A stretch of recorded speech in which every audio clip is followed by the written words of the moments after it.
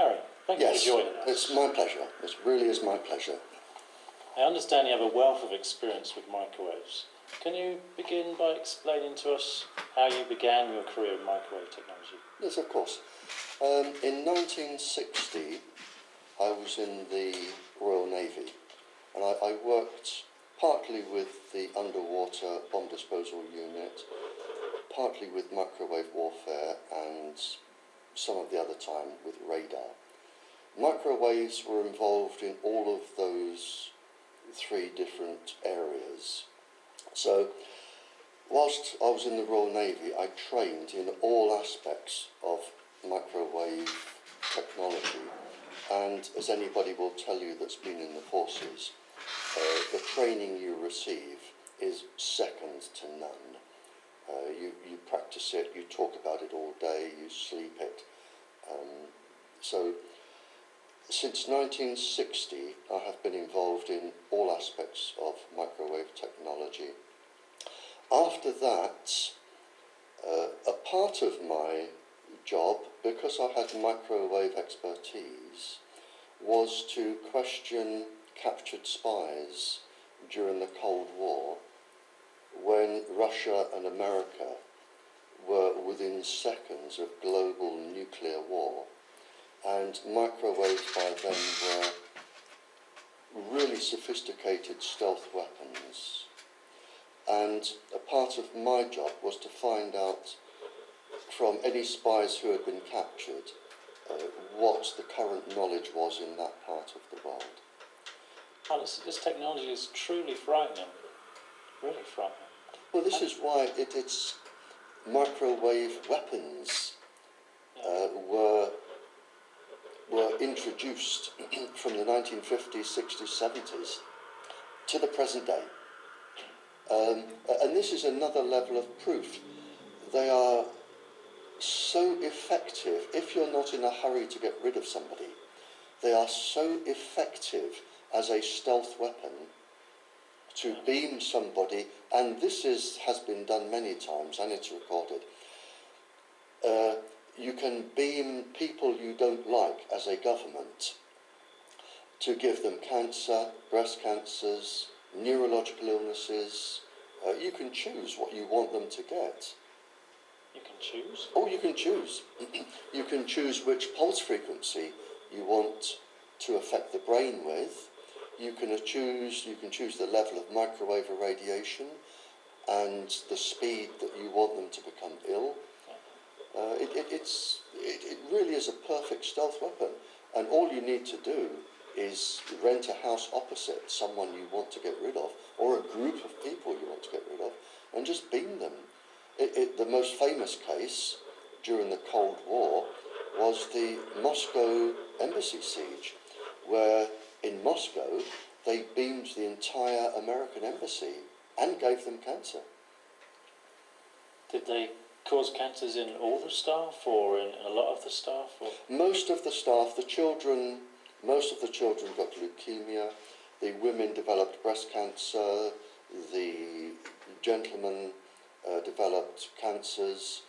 I think after about 18 months the entire staff was changed, and then the following 18 months the entire staff was changed again. And by that time people realised what was going on, and they found that they were being irradiated by microwaves.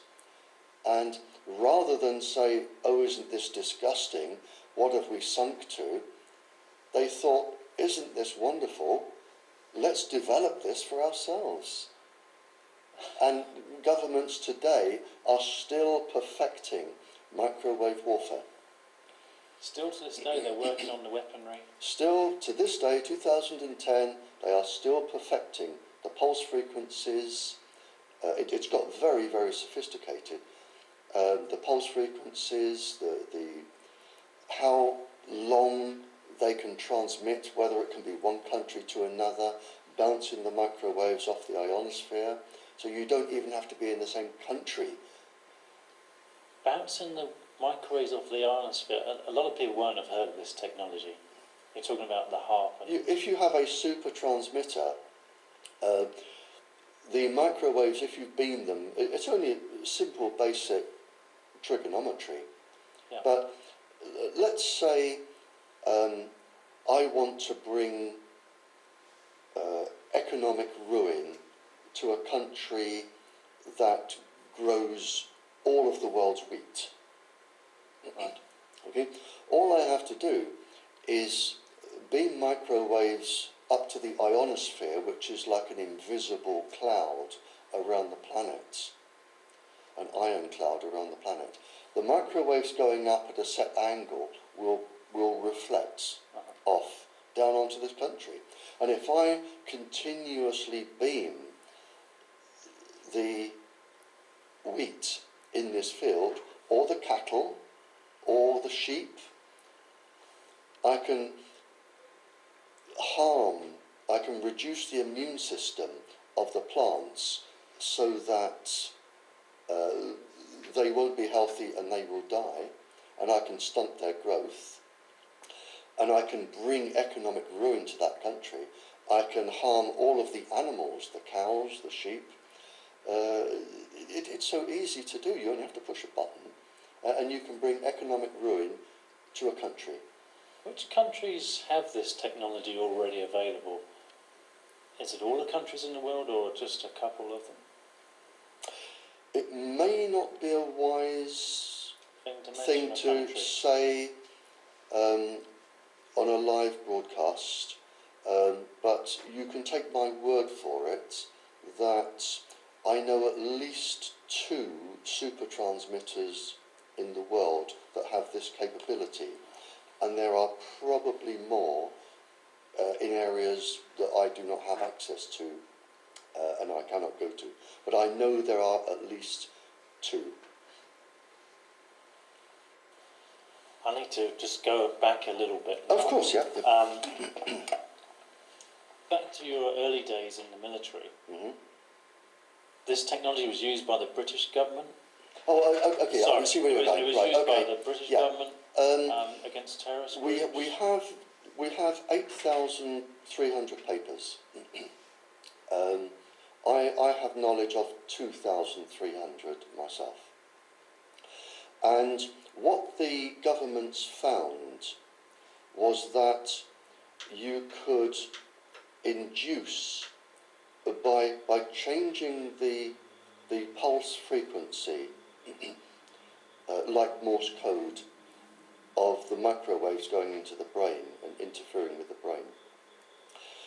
By specialising on the pulse frequency, you could induce psychiatric illnesses to the point where a psychiatrist could not tell if it is a genuine psychiatric illness or an induced psychiatric illness. So what you can do, theoretically, is you can target an individual's brain. They may have auditory hallucinations where they hear things, which is actually quite common with microwaves, or show signs of schizophrenia. For instance, 6.6 pulses a second can induce severe sexual aggression in men. So you could induce somebody to commit a really horrific sexual rape. So technically what you could do is have somebody committed to a psychiatric hospital or a jail for a crime just by somebody saying that they had a psychiatric problem whereby they didn't. Yeah. There is that. You can target other parts of people's bodies. You can target the heart and cause heart seizures. You can target the lungs and cause bleeding. You can target, if you're clever enough, some of the essential glands in the body that control all of the hormonal systems.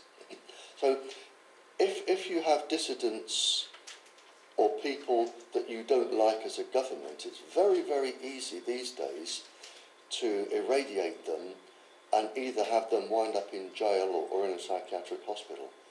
And of course, there is no come on you. Yeah. Now, these weapons that the governments have and are still using, Are they more powerful than, for example, the Wi-Fi I might have in my front room, or my cordless phone, or a mobile phone transmitter? No, in fact, they're actually the power is slightly less. Less. The power is slightly less. The difference is where you might use Wi-Fi, you might go in after work and do a couple of hours and then leave. And the Wi-Fi is going out in all directions. Here, they are targeting you probably with a beam. And it is on you all day. It can follow you everywhere you go, and it can target you when you're asleep as well. So you're really getting a concentrated dose. It's a bit like putting the light on in your house and sitting with the light, or have somebody follow you with a searchlight and beaming the searchlight on you all the time. So there is a difference between that. But in fact, the power can be less. It just takes longer. One specific paper from the government that lists all of the illnesses that you can get from microwave sickness, including severe neurological disorders. We have a government document that actually says this needs to be kept secret from the Western governments because it will affect the efficiency of the military, the weapons industry, and it will also affect industrial profit. We have the government telling us that This technology is dangerous. This is the United States Defense Intelligence Agency advising the Western governments to keep this secret so that they can protect industrial profit and military functions. Kind of startling, really, isn't it? It is so horrific that if it wasn't real, if somebody wrote a book on this, I would say this is so stupid, you could never make up a story like this. And it all goes back. It goes back to the 50s, the 60s and the 70s, when microwaves were found to be such a perfect weapon and so dangerous to the military that the United States Defense Intelligence Agency told the Western governments to keep this quiet. And they did. And this is why we have this. We have documents that show that governments pay people to experiment on people against their wishes. Well, not against their wishes, without even telling them. So, and we have all this information going back to 1976. Everything was known by 1976. Everything. We needed no more proof, no more research, nothing was needed. And we have drawn up in this country, the Nuremberg Treaty. And the Nuremberg Treaty was signed by all of the nations of the world. And it is a very specific treaty. And what it says is that no human being will be experimented upon without his or her consent. And before they give consent, they have the legal right to understand all of the implications, the health problems, the future health problems, and they have the legal capacity to say no. And where this is relevant here is that there is only one exception with the Nuremberg Treaty, and that is a doctor such as yourself may experiment on his or herself only. That is the only exception. It is section 5.